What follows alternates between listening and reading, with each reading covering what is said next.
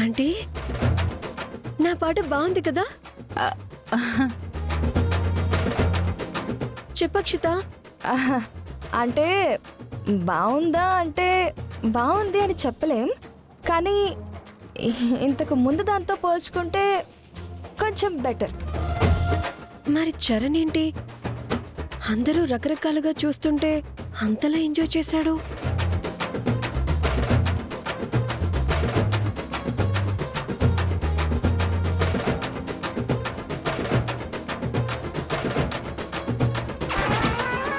Aunty చూసారా, నా పాట వినకుండా చెవిలో దూదులు పెట్టుకున్నాడు. అంటే నీ పాటకున్న డెప్త్ ఏంటో వాడికి తెలుసు కాబట్టి వాడు దూదులు పెట్టుకున్నాడు, మేం పెట్టుకోలేదు. ఆంటీ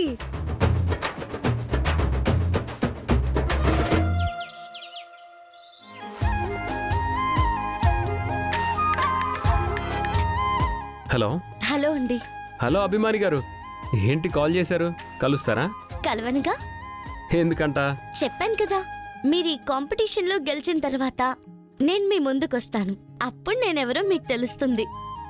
యాక్చువల్గా సెలబ్రిటీ అభిమానిని కలవడానికి టైం ఇస్తారు, కానీ ఇక్కడ సెలబ్రిటీకి అభిమాని టైం ఇస్తుంది. అవును, ఏంటి ఇంతకీ కాల్ చేశారు? అది నాకు తెలిసిన ఒక లిరిస్ట్ ఉన్నారు, వాళ్ళని కలిస్తే మీకు ఖచ్చితంగా హెల్ప్ అవుతుంది. చాలా టిప్స్ చెప్తారు, అది మీకు ఉపయోగపడుతుంది. అందుకే కాల్ చేశాను. ఒకసారి వాళ్ళని కలుస్తారా? డెఫినెట్గా. మీరు చెప్తే అది నాకు ఖచ్చితంగా ప్లస్ అవుతుంది. ఖచ్చితంగా కలుస్తాను. అయితే ఇప్పుడే నేను మీకు వాళ్ళ అడ్రస్ పంపిస్తాను. ఓకే అండి, మీరు పంపండి, నేను ఇప్పుడే బయలుదేరతాను.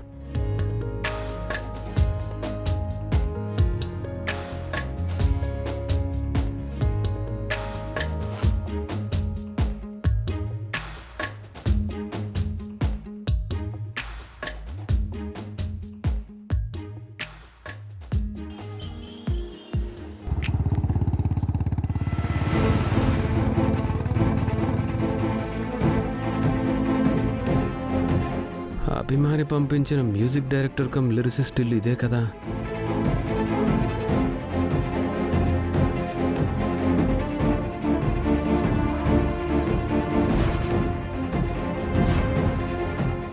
ఏంటి ఇంతమంది ఉన్నారు?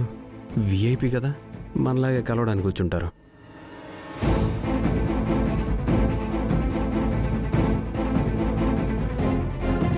ఏంటి బాసు, సెంటర్లా? నేను లోకలే అండి. మున్సిపాలిటీయా గ్రామ పంచాయతీయా?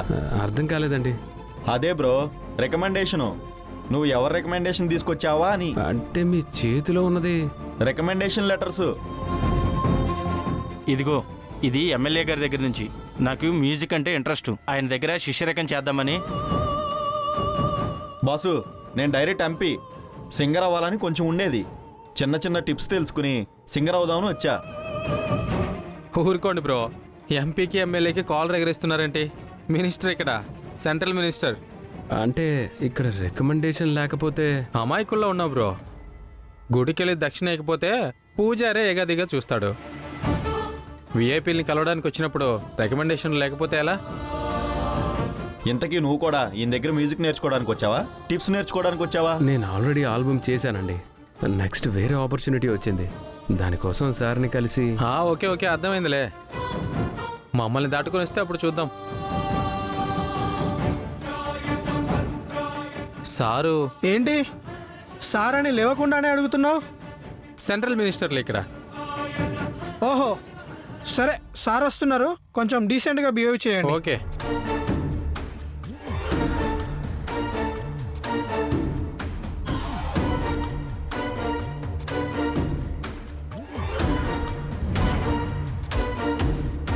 చెత్త బయట వేస్తారు కానీ వీడేంటి ఇంట్లో వేస్తున్నాడు? ఈ సెటప్ అంతా విచిత్రంగా ఉంది. అందరూ రికమెండేషన్ లెటర్స్తో వచ్చారు. అభిమాని జస్ట్ వెళ్ళి కలిస్తే చాలు అని చెప్పింది. ఈ అభిమాని మరీ అమాయకురాల్లా ఉంది. అందరూ మంచోళ్ళు అనుకుంటుంది.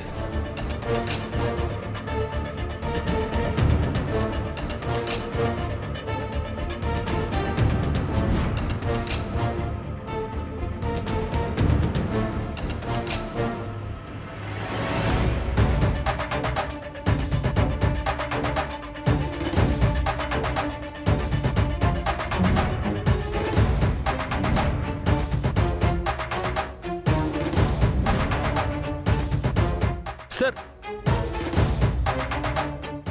సార్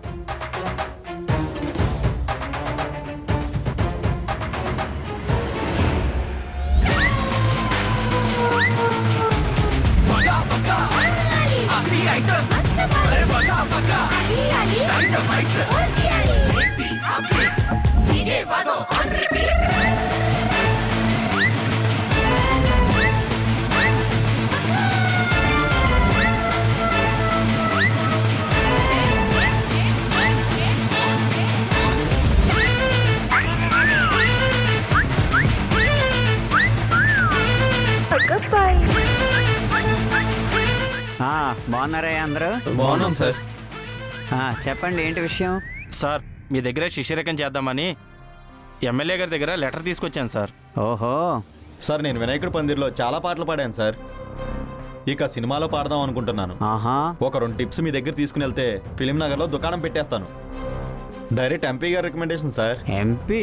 సార్ అక్కడ జస్ట్ ఎంపీ సార్, ఇక్కడ సెంట్రల్ మినిస్టర్. ఆహా, మరి మీరు? Local sir. No recommendation. ఏదో ఆల్బమ్ చేశాడంట, ఇక్కడ కాంపిటీషన్ ఉందని తెలియకుండా వచ్చేసాడు. బాగుంది. అంటే మీరిద్దరు రికమెండేషన్ లేని క్యాండిడేట్లు అనమాట. అవును సార్, టాలెంట్నే నమ్ముకున్న వ్యక్తిని. ఆహా, కృష్ణానగరే మామా కృష్ణానగరే.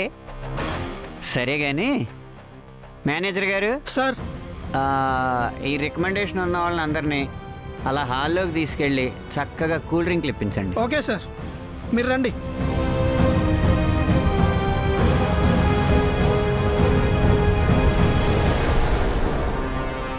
సరే సార్, నేను బయలుదేరతాను. హే, నిన్నెవరు వెళ్ళమన్నారయ్యా?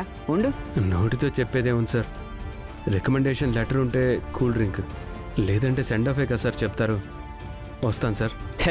భలే తోడువేనయ్యా. ఇప్పుడు మన ఇంటికి ఎవరైనా గెస్ట్లు వచ్చారనుకో ఏం చేస్తాం? ఏ కాఫీయో కూల్ డ్రింకో ఇచ్చి మర్యాద చేసి పంపించేస్తాం. వాళ్ళు కూడా అంతే. హాల్లోకి వెళ్ళిన తర్వాత ఒకసారి కూల్ డ్రింక్ ఇచ్చామనుకో ఇంకా బయలుదేరమన్నట్టే.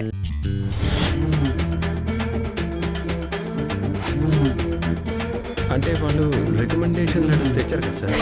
భలేటోడునే. ఇప్పుడు మా అబ్బాయికి పలానా స్కూల్లో సీట్ కావాలండి అంటే రికమెండేషన్ చేయొచ్చు.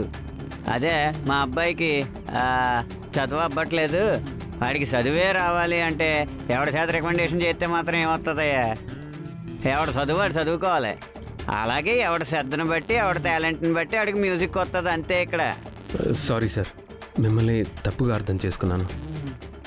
మీరేమీ అనుకోకపోతే ఒక చిన్న డౌట్ సార్. ఏంటి అప్పుడే డౌట్లే? సరే అడుగు.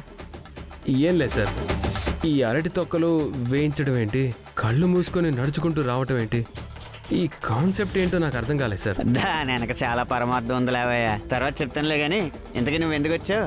నేను ఆల్రెడీ గతంలో ఆల్బమ్ చేశాను సార్, బాగా సక్సెస్ అయింది.